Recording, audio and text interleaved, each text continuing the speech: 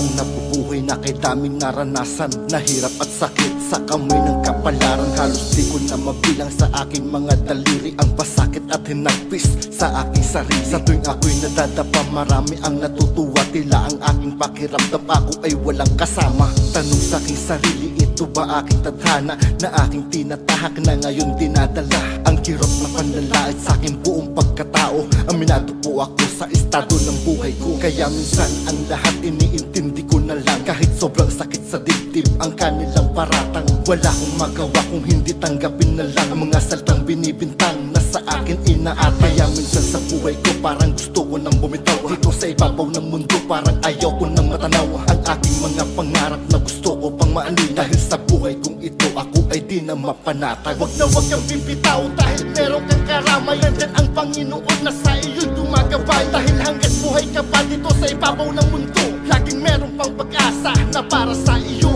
Wag na wag kang bibitaw dahil meron kang karamay. Nandyan ang Panginoon na sa iyo'y gumagabay. Dahil hanggat buhay ka pa dito sa ibabaw ng mundo, laging meron pang pag-asa na para sa iyo. Mabigat man para sa'kin ang aking pinagdaanan, ang aking pagrebelde di pumasok sa isipan. Dahil tao lang ako na dapat magpakumbaba, lalong hindi ako batas na pwedeng magbigay hustisya. Kaya ang nakaraan sa akin ay tapos na. Hinaharap mong sitwasyon, ito na ang mahalaga. Talikuran ang kahapon at dapat ibaon. Mga masasakit na nakaraan gawing inspirasyon, upang mas lalo pang tumatak sa mga darating pa na problema. At ang mga kabiguan dapat ay gawing sandata, para din na nga maulit ang bawat mga nangyari na naganap na kabiguan sa iyong sarili. Kaya tuloy-tuloy lang tayo sa paglalakbay hanggang maaninag natin ang ating tagumpay. Nandyan lang ang Panginoon na sa atin gumagabay, na laging umaalalay at nagsisilbing karamay. Kaya ang aking pangarap di ko na to bibitawan, dahil ramdam ko na tagumpay kong inaasam. Wag na wag kang bibitaw dahil meron kang karamay. Nandyan ang Panginoon na sa iyo'y gumagabay. Dahil hanggat buhay ka pa dito sa ibabaw ng mundo,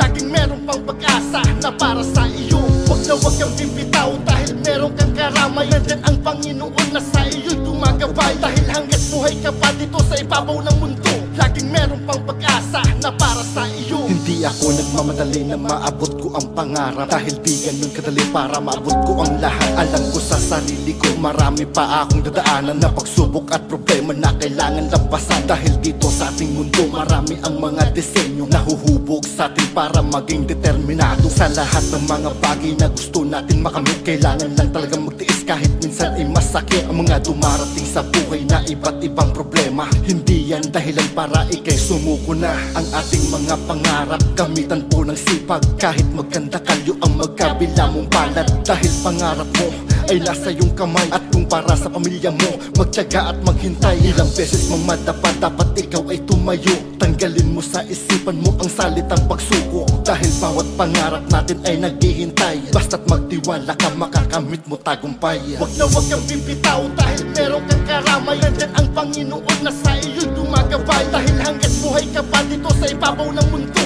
laging meron pang pag-asa na para sa iyo. Wag na wag kang bibitaw dahil meron kang karamay. Nandyan ang Panginoon na sa iyo'y gumagabay. Dahil hanggat buhay ka pa dito sa ibabaw ng mundo, laging meron pang pag-asa na para sa iyo. Wag na wag kang bibitaw dahil meron kang karamay. Nandyan ang Panginoon na sa iyo'y gumagabay. Dahil hanggat buhay ka pa dito sa ibabaw ng mundo, laging meron pang pag-asa na para sa iyo. Wag na wag kang bibitaw dahil meron kang karamay. Nandyan ang Panginoon na sa iyo'y gumagabay. Dahil hanggat buhay ka pa dito sa ibabaw ng mundo, laging meron pang pag-asa na para sa iyo.